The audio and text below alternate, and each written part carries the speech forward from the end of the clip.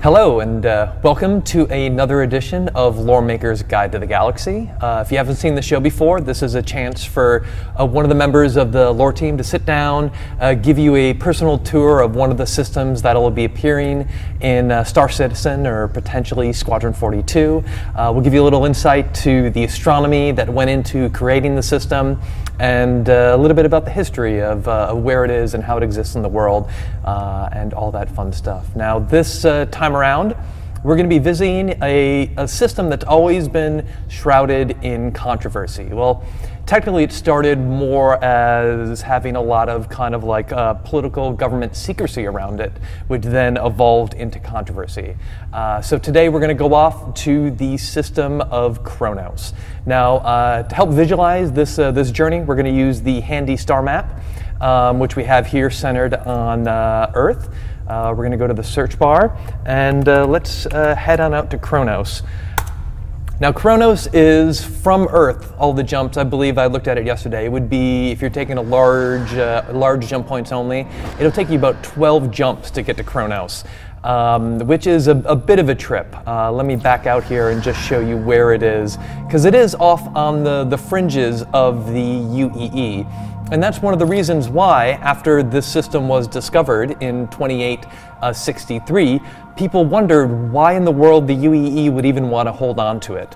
Now, as you can see here, I turned on the large jump points, and it shows you it's connected to Kellogg, and this is where the system was discovered from in 2863, reportedly by the 18th Battle Fleet. Now, just so you know, that discovery is in dispute in a court case that's currently going through the UEE legal system. There's a lawsuit by the family of Contrali, is the last name of the family, who credits their grandfather with actually discovering the system from Kellogg and actually submitting official paperwork to say such, but the UEE government kind of covering it up and using the fact that Contrali basically had a number of warrants out for his arrest for basically poaching orms, which are a kind of like sentient species that do live in Kellogg too. And the fact that he was basically a wanted criminal at the time, that the UEE has denied him and his family the right to be the rightful kind of discoverers of this system.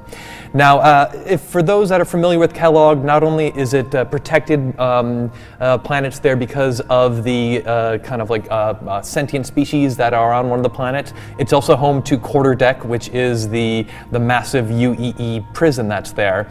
So there's really not a lot of reasons to go to Kellogg in the first place, which made it interesting why, even though it's connected, Kronos is connected to it, that the UEE would hold on to it. There's one other jump point that connects Kronos, and it goes to Branagh, which is an unclaimed system that's just sitting out here. So as you see, if I grab the star mat and kind of move it around, you've got it's out here in the middle of nowhere. It's not really connected to anything. So what about the system made the UEE so interested in it? Well, let's go in and take a look at it right now. As you'll first see is that the Sun is a G3V type main sequence star. It's yellow-white, and it's very similar to the Sun that's in the center of the Sol system. So that was one of the appealing things to start off with, is that it looks very similar. It has a very similar mass and luminosity as what we have in Sol. So there was a general familiarity with it. The first thing that is kind of close to it, as you'll notice, is that the two planets that are in the system are really close to the star. They're actually inside the green line here. The first one is Bruder. This is a rocky mesoplanet, and this is only about 0.3 AU away from the Sun. It does have a lot of metallic ores in the planet's surface, but being only 0.3 AU away from the Sun means that the surface temperatures are extreme and basically make any mining operations there virtually impossible. Now, the second planet in the system, as we spin this way, is Schwester, right here. And this is a little further away. It's about 0.5 AU away, but it's actually warmer than Bruder because there are a lot of gases that in a very thick atmosphere here which trap the heat from the sun and basically build up a greenhouse gas effect on the planet that makes it even more inhospitable to humanity than Bruder. So why keep it? Why, if this system upon discovery had a sun like this, two planets very close to the center of the system, and that it?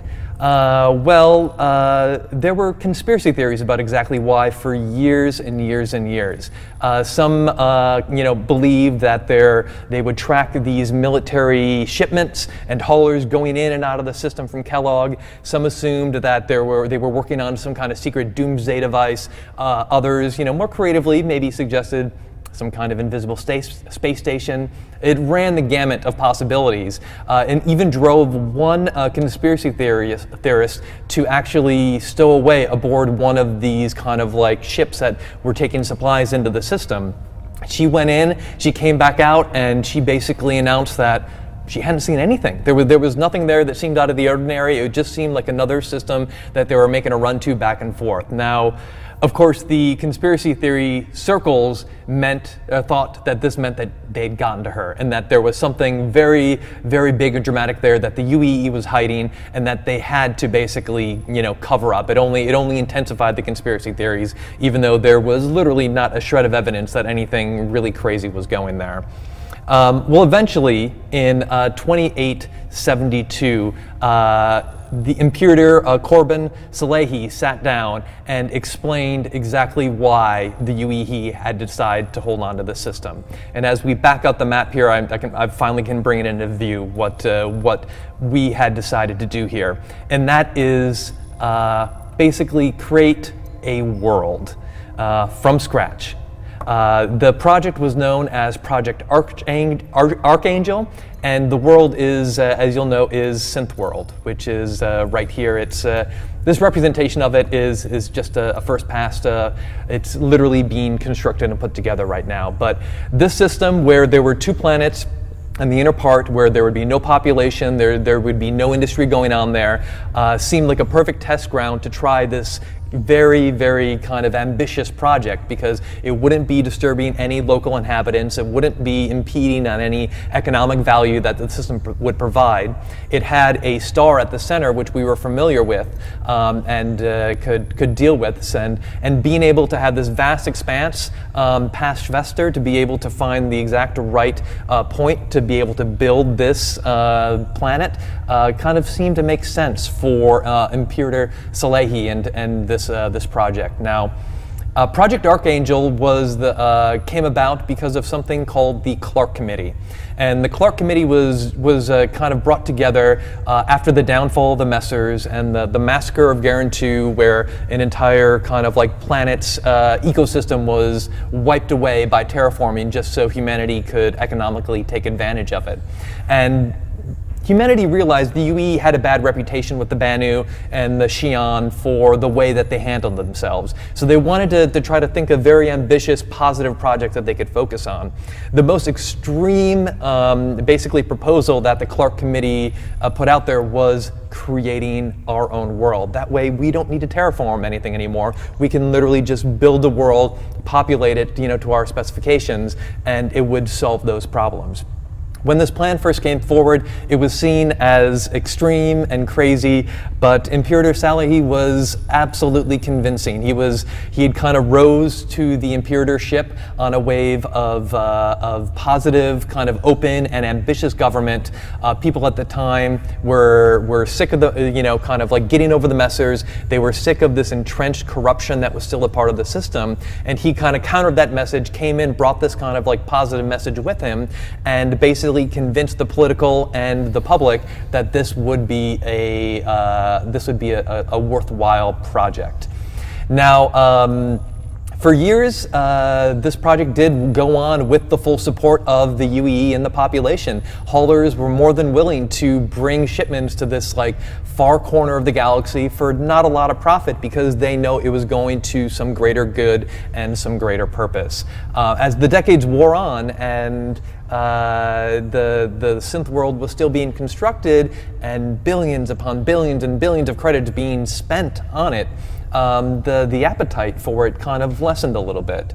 This was really kind of like, it really hit a turning point in 29-22 when Corbin Salahi, who was no longer imperator at the time, had kind of like moved on with his life, was still the main advocate for the synth world. He ended up dying unexpectedly due to complications to his artificial pancreas.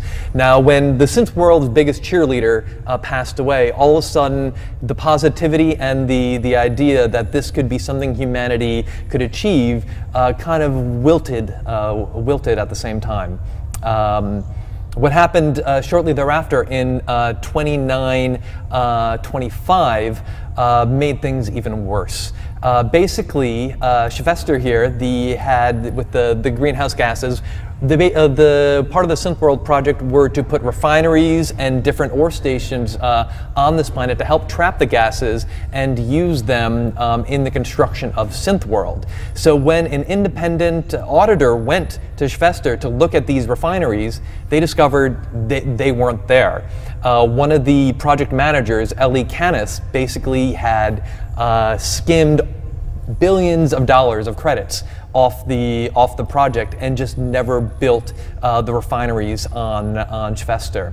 Now, what happened to that is the Terra Gazette and other papers that were against the massive government spending on the synth world splashed headlines across their front pages showing how many credits had been wasted on this basically embezzlement plot. And for the first time, the citizens and civilians of the empire finally got an idea of exactly how much money was being spent to create a planet that didn't really seem to be coming together as fast as they had hoped or had been promised.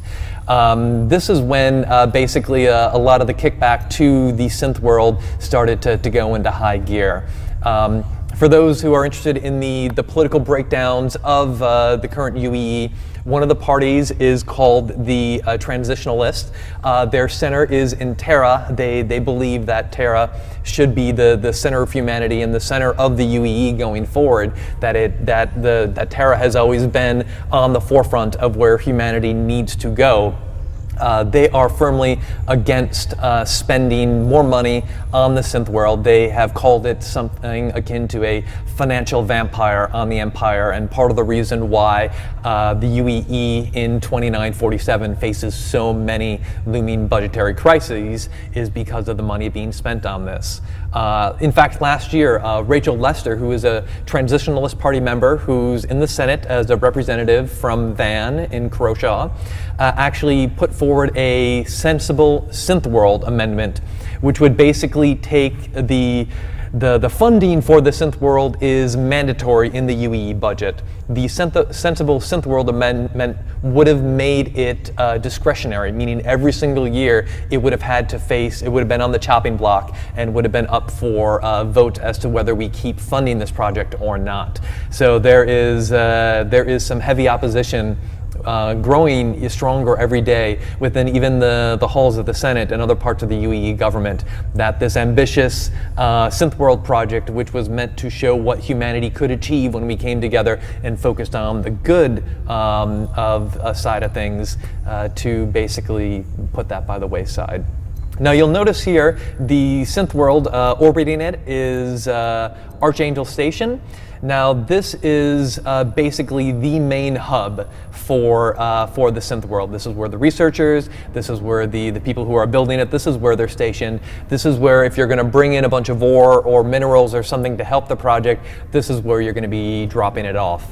Visiting synth world right now while under construction is, well, the 18th Battle Fleet, which still patrols this system and is based at Archangel Station, would not take to that kindly. So this is where you're going to want to go to drop off, look for missions, drop off anything you're hauling into the system for them.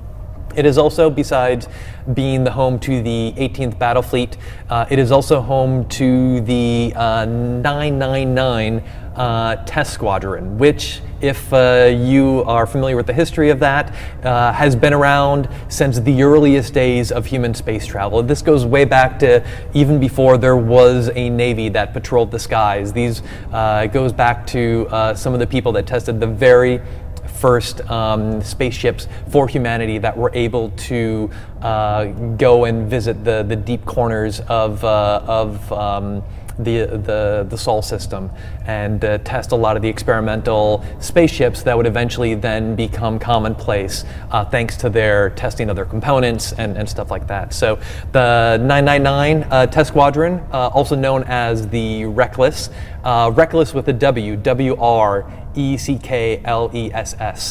They're all about making sure that when they do test these ships and new components, that they don't wreck. They're very dedicated to staying safe and secure.